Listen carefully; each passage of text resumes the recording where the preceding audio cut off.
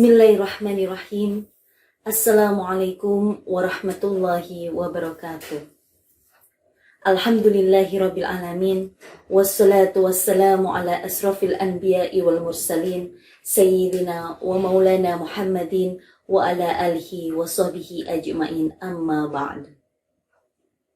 Segala puji hanya milik Allah Subhanahu wa ta'ala.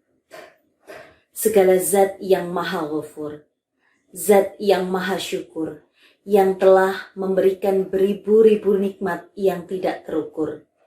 Nikmat iman, nikmat Islam, dan nikmat sehat walafiat. Sehingga sampai detik ini kita dapat menjalankan aktivitas di bulan Ramadan ini. Seandainya lautan yang ada di muka bumi ini Allah jadikan sebagai tinta, lalu pepohonan-pepohonan Allah jadikan sebagai pena, dan dedaunan Allah jadikan sebagai kertas, niscaya ia tidak akan cukup untuk menuliskan nikmat-nikmat yang Allah berikan kepada kita. Salawat serta salam senantiasa tercurah limpahkan kepada junjungan kita, Nabi besar Muhammad SAW. Semoga keluarganya, sahabatnya, dan kita selaku umatnya yang mengikuti sunnah-sunnahnya, semoga mendapatkan syafaatnya.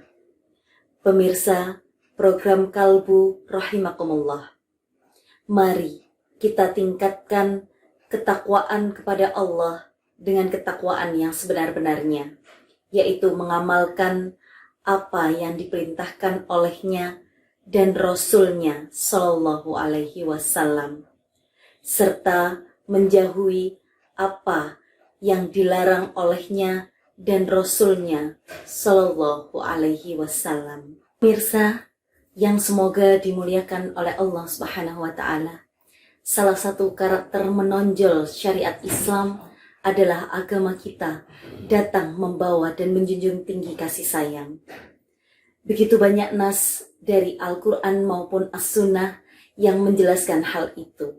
Di antaranya firman Allah Ta'ala, Bismillahirrahmanirrahim, wa ma arsalnaka illa rahmatan lil alamin.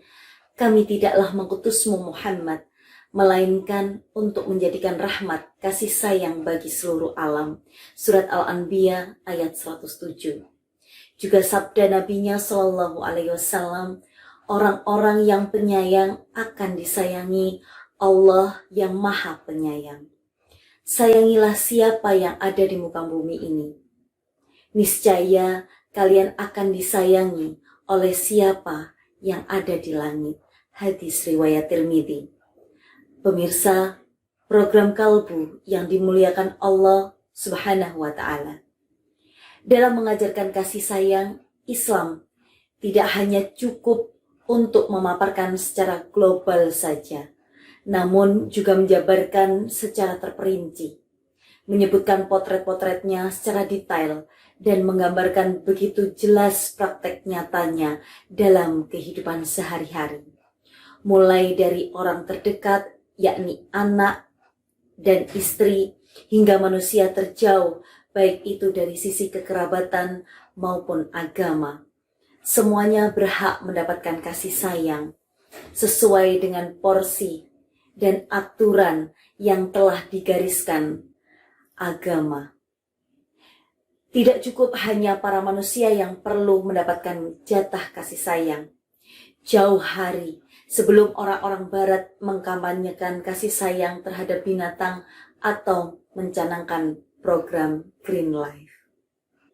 Mengenai kasih sayang terhadap anak, kiranya kisah yang terjadi di zaman nubuwah sedikit menggambarkan dari Abu Hurairah radhiyallahu anhu bertutur, suatu saat Rasulullah SAW mencium cucu beliau, Al-Hasan bin Ali.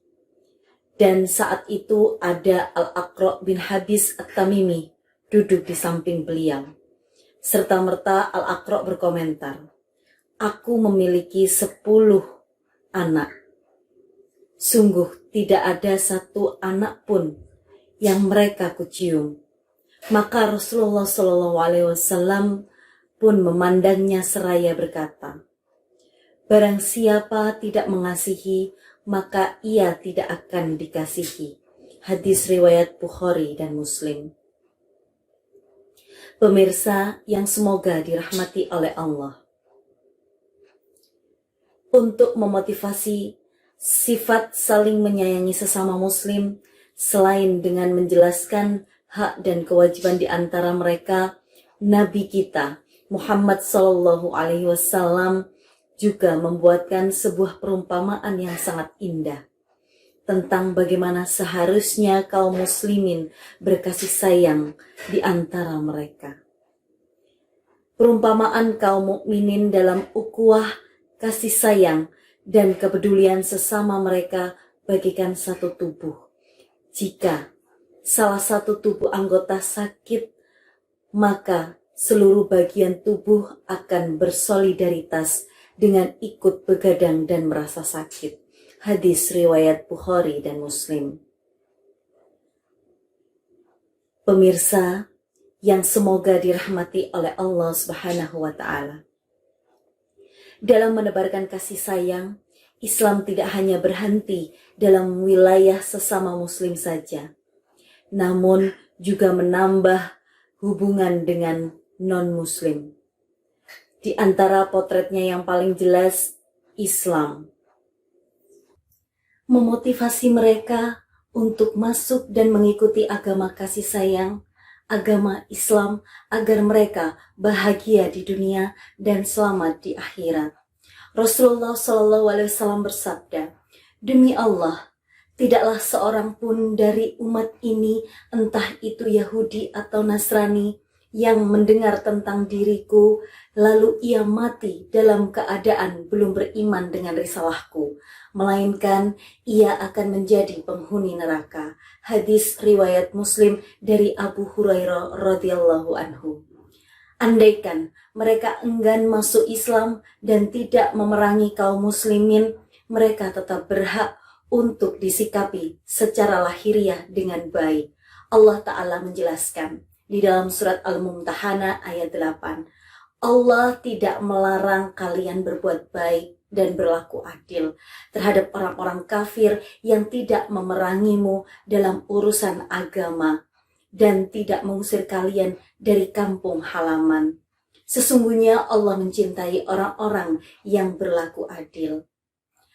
Pemirsa, rahimakumullah, yang lebih menakjubkan lagi, agama kita tidak hanya memperhatikan kasih sayang sesama manusia, namun juga mengajarkan kasih sayang kepada penghuni lainnya, yaitu binatang dan tumbuhan. Rasulullah SAW bersabda, "Sesungguhnya Allah mewajibkan perbuatan baik dalam segala sesuatu. Jika kalian akan membunuh, bunuhlah dengan cara yang baik. Jika kalian akan menyembelih, sembelihlah dengan cara yang baik. Hendaklah kalian mengasah pisau dan menenangkan hewan yang akan disembelihnya." Hadis riwayat Muslim dari Syaddad bin Aus radhiyallahu anhu. Pemirsa yang semoga dirahmati Allah, masih banyak potret lain yang menggambarkan betapa ajaran Islam sangat menjunjung kasih sayang. Kasih sayang kepada pelaku kesalahan, terutama dari kalangan orang-orang yang terbatas ilmunya. Kasih sayang kepada tumbuhan, kasih sayang kepada orang tua dan kerabat, kasih sayang kepada tetangga, dan segudang contoh lainnya yang tidak mungkin dipaparkan dalam kesempatan yang singkat ini. Semoga sedikit pemaparan di atas bisa menggambarkan